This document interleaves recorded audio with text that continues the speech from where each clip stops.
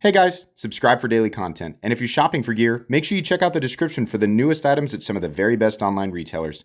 There's also links for some of the items that I personally recommend. Thanks! What's going on YouTube? Metal Complex here, and today I've got another interesting knife review slash knife overview to share with you guys. This is the Toor Knives Field 2.0. Now, there's a few different sizes. There's the Field 1.0, which is a much larger knife. There's this guy, which is a smaller knife, but still pretty darn robust. And then they have the Field 2.0S, which initially I thought was slim. Apparently it stands for survival. It's slimmer, easy, a little bit more carry friendly, and less expensive. They do have some other models, including some folding knives. I'll make sure and link something down below where you guys can check this stuff out. This was actually provided by Toor Knives, and I'll let you guys pause there if you want to. Yeah, I appreciate that. Very cool. So thank you very much for sending this in for review. Thanks to my generous patrons who are supporting me right now. There's a link for Patreon right down below, and please make sure to follow me on Instagram at metal_complex. So who are Toor Knives? They are out of California. I did a whole bunch of research. Well, I say a whole bunch. I looked into them as much as I do everyone else. I want to make sure and get this information correct. Out of California, they do everything right there in the shop, all USA. And a pretty big chunk of their employees are veterans, which is pretty cool. So this is, you know, these are legitimately done all US. There's also quite a bit of manual process that goes into this stuff. So, you know, while initially you might look at this and go, well, it's a fixed blade, it's not super complicated, and their prices seem, wow. Really versus their competition and the caliber of, you know, where I'd place this, and considering, you know, the fact that they are definitely made here and that there are some extra manual processes, I'm right off the bat, I'm gonna tell you, I'm kind of on board with their prices. There's some stuff I'm gonna critique here, but yeah, it's pretty impressive. That's real tough. That's a tough market. All U.S. made right now is a tough market. So keep that in mind as we proceed here. Let's go ahead and measure it. They asked me which model I wanted to pick out to look at, and this is the one that stuck out to me the most. When it comes to fixed blades, I don't like gigantic fixed blades, so this worked out for me. Overall length, if we're going to the end of the handle, it's 8.5 inches. If you want to go all the way to the end of the lanyard pommel thing, it's maybe 8.75. Blade length is coming in at about 4.5 inches, and cutting edge is coming in at maybe 4 inches. How about some size comparisons? We'll do some folders first, up against the Ontario Rat Model 1 and the Ontario Rat Model 2. So you can see there, they're reasonably, this is my size of fixed blade, right? I don't use a fixed blade super often, and you guys know I kind of do the tabletop thing, where I critique, you know, the craftsmanship, things like that. I don't use a fixed blade super often in my day-to-day life, but when I do use one, I don't need a sword, and I also don't like little teeny tiny dinky ones usually. So this is kind of, you know, where I like to be. How about up against the Spyderco PM2 and the Spyderco Para 3? Once again, you can see there. Last but not least, for folders, the Benchmade Griptilian, or in this case, the Ritter Hogue, and the Benchmade Bug Out. All right. How about a fixed blade that many people are familiar with, the Morakniv Robust? There you go. This is, you know, I like the Robust. It's a little bit small on the blade, right? But that's a good example of a fixed blade that I like to work with. So this is relatively in the same ballpark, just a little bit bigger. Definitely has some more cutting edge. Let's go ahead and do a hardware check. Get out my tools. As per usual, my tools are very inexpensive and very recommendable. You can find them right down in the section of the description that talks about the tools I use in this channel. I think the screws are T10. Oh no, they're going to be bigger. I'm sorry. I actually did take these off, and I'll explain why here in just a moment. Yeah, T15. There's one on each side. It's a fixed blade that's not really super complicated. It was pretty easy to get those off of there, so there you go. Let's go ahead and weigh it. So what are we looking at for materials? This is actually wood. And these scales are cut and then shaped and processed largely manually. So it's not just like they have like there's a little bit of machine element, a little bit of human element, right? A little bit more care, a little bit more love going into some of this stuff versus, oftentimes what we get is what I refer to as stamped and pressed. A little bit more going into this, right? With that human element comes, more opportunity for error as far as my perspective goes, but it does cost more to do it this way. We have copper liners, which is cool. Pretty thick chunk of CPM 154, which is a steel that I very much love. Not everybody is, not everybody's favorite steel, but it's one of my favorite steels. In fact, it's probably still my favorite steel of all time. We're going to talk more about steel. I'll weigh it with and without the sheath. Sorry, people who are driving, assuming they're about to get in a wreck. Weight of the knife by itself, 6.7 ounces. Weight of the knife in its sheath, which, by the way, I'll just tell you right now, you have a choice of sheath. I chose the leather one because I thought it looks pretty cool, but you can also choose a Kydex sheath that is MOLLE compatible, I believe. With this sheath, 8.57 ounces, I would imagine the Kydex one is going to be slightly heavier, so do with that information what you will. Blade stock thickness. Let me get my calipers out. There we go. I believe the blade stock thickness on this guy is about 165 thousandths, maybe more. Let's find out. Nope, it's about 185 thousandths. So there you go. Pretty darn robust blade.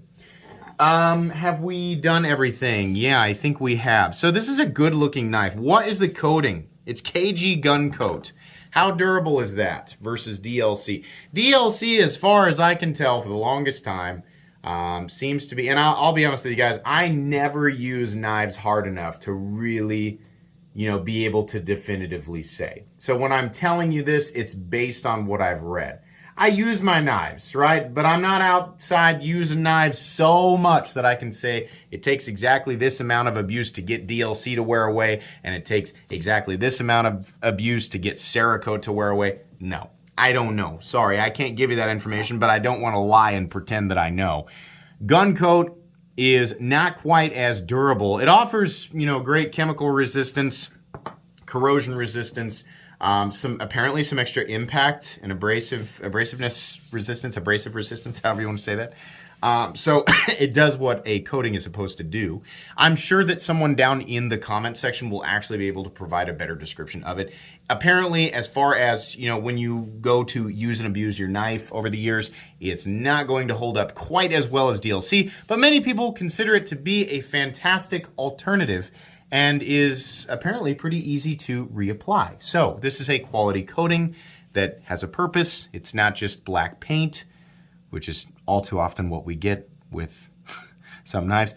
So that's pretty cool. And it looks nice. It's nice and consistent. It is a little bit, I want to call it chalky, but like if you were to compare this to a blade that's got like a polished stonewash, this is definitely going to add more drag, as is usually the case with coated blades, right?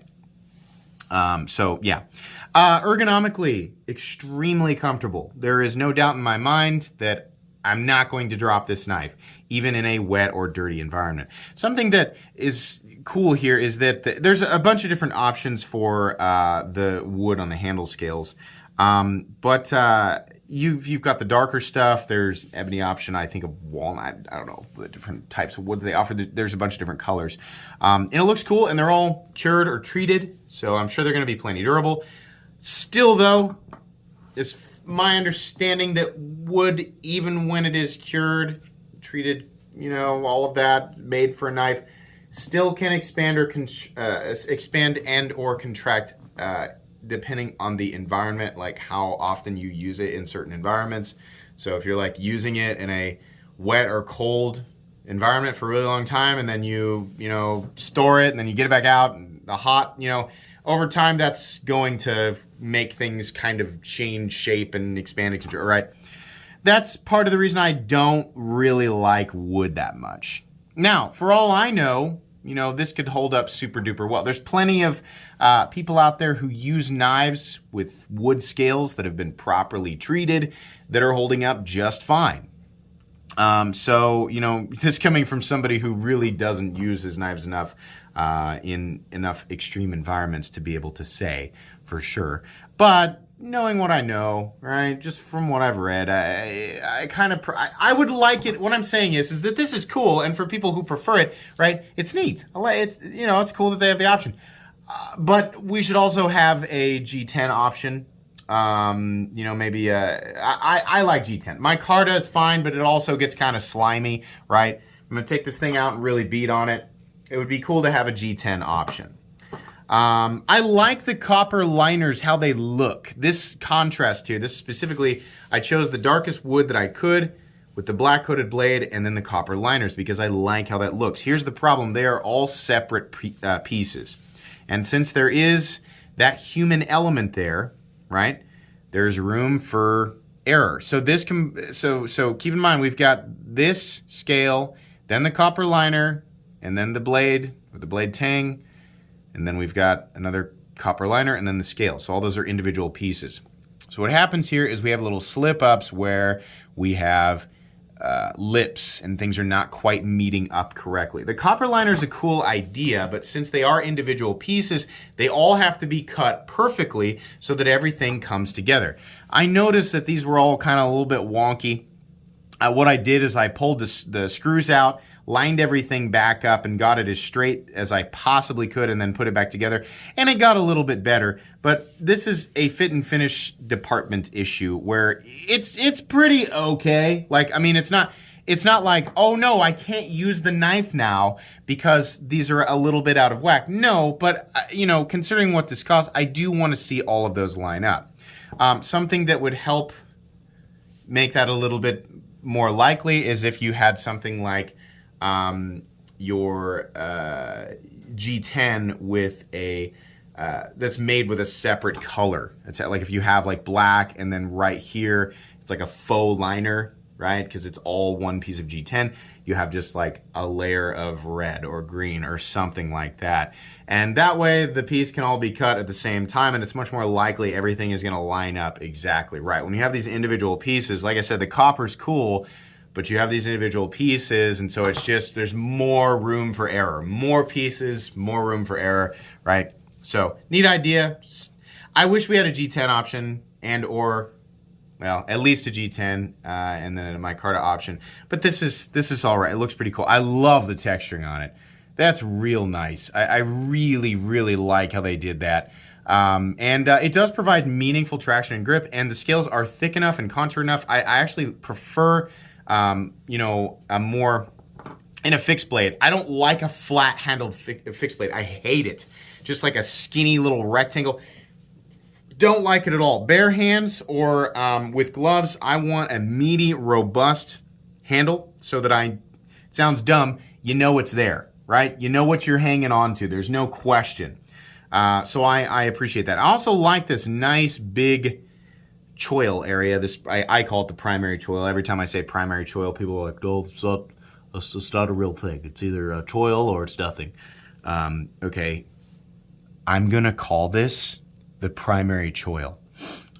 So, this area right here, this distinct guard there's no way, unless you're doing something dumb or your hands are frozen and you have no idea, that your finger's going to run up on the blade. It's also a nice, generous sharpening choil right here. The spine, 90 degrees. So while it's, on this gun coat variant, it's still pretty well knocked down. You can still strike a ferro rod on it, and I'm pretty sure that they talk about that in on just the information on their website. I believe this is, I always screw up when I talk about saber ground blades. I believe this is a saber ground blade. Very prominent flat. This is a super duper robust, blade for its size. I would not worry at all about damaging it. They have a lifetime warranty as long as you're not doing anything dumb with your knife, like using it as a diving board or grappling hook, right? Those aren't jobs for knives. you should be okay. So if you are using this knife the way that it's supposed to be used and you snap the blade, it's my understanding that the warranty will take care of you. So that's cool. Very robust all the way down to the edge, right? Fixed blades, depending on what you're, I mean, you know, there's a bunch of different geometries for an infinite number of circumstances. This guy is pretty darn thick behind the edge. Now, it's still plenty thin enough, that's just to show you, right? Even when a knife is thick behind the edge, it can still slice, right? This is still gonna slice. But you can see here the type of cut that we're making. This is more of a multi-purpose outdoor tool. It's not like they were making this thing, they were like, oh, we really gotta make a super duper thin, you know, edge geometry. Oops, we accidentally made a thick one. No, it's thicker on purpose because of the types of stuff that they believe their customers are likely to do with this type of knife. So it is thicker intentionally, but it can absolutely still slice. The blade is done extremely well. There are no inconsistencies in the edge. The edge is sharpened very, very well. There's no ugly smile back here, which is great. Thank you. Look at that. Right to the back, to the sharpening choil. No smile. Very nice. The blade is very, very good. All it says is USA 1393 right here, which is probably the blade number. And then we have the logo right there. Blade looks great. I like these little beveled areas right here. This looks nice. The jimping, also very nice. Nothing about the blade looks lazy. Everything is very functional. That's a nice thing about this knife. Everything here is very purposeful. There are some elements that are added in to appeal to the enthusiast, just make you feel good about your purchase, right? And it was, for the most part, executed well. But this is a tool. This is meant to be used, and it feels and looks and is very durable. So I appreciate that. There's a lanyardy thing, which it makes a lot more sense on a fixed blade. Like I always crack jokes about lanyard people because I think it's kind of a ridiculous thing on a folding knife. On a fixed blade, I can understand, right? If you're going to be out working in a wet, slippery environment, and you want to make sure you're holding on to your knife, then adding a lanyard and a loop big enough to get your hand through, just to make sure that it stays on your hand if you slip or fall or something like that. Then yeah, I get that. So it's in a good spot, and obviously there's no pocket clip to decide which should have priority. So there you go. Other side's much the same as the front. So really, here's the thing.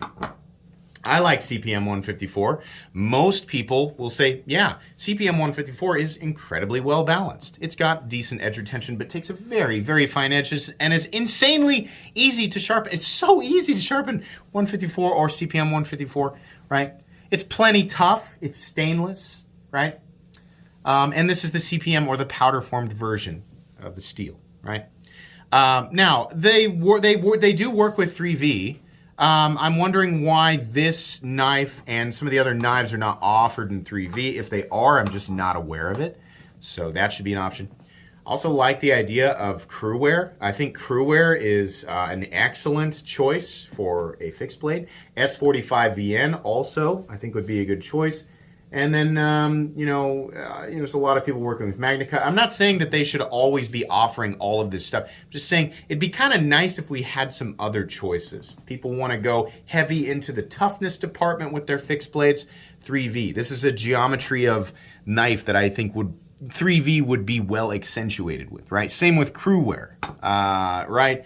It would be cool to have some of those. And then, maybe having a really stainless option like S45VN might also be a good idea. It'd just be nice to have a few more choices. And then same with the G10.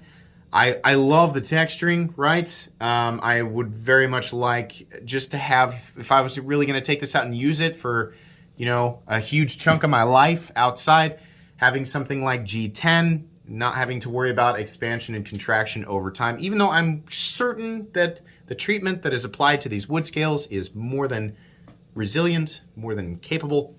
Would prefer the G10, but I like the idea of having the liners on there, right?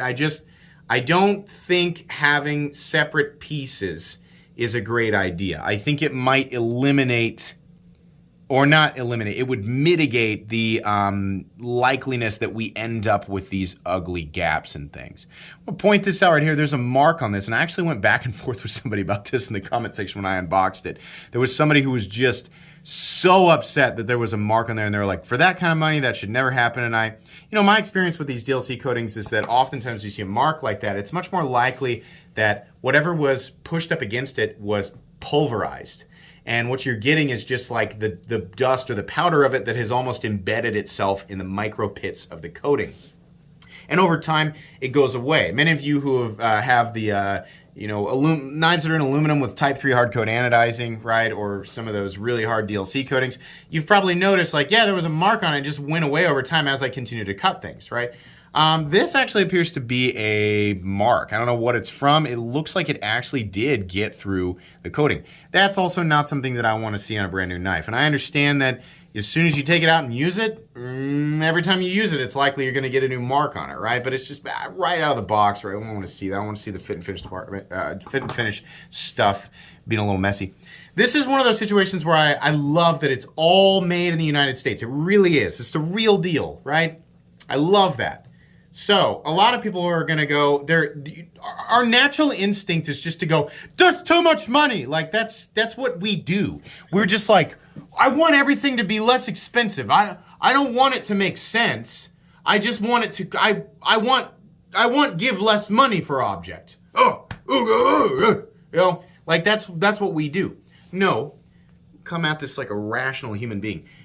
I don't think it should cost less money. I think that there should be more options.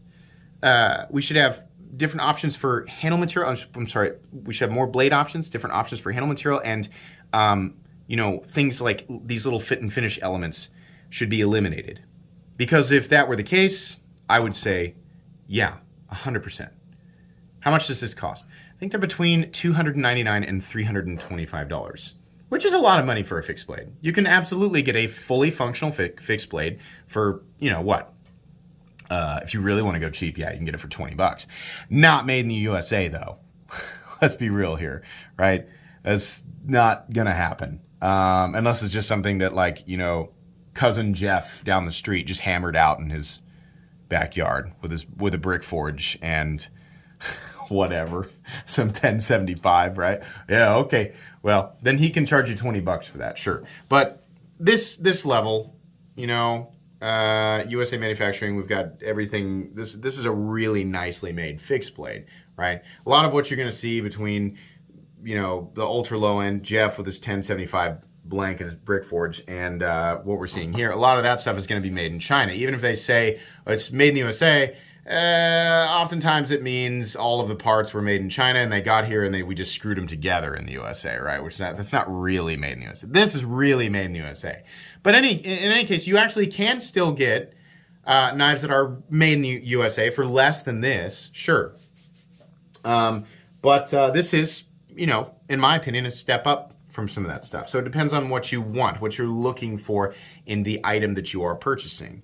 You want something that's strictly a tool, nothing else, well, then you can spend less money and get that. You want a little bit more, you can get something like this, but there are things that needs to be fixed here. So this is neat.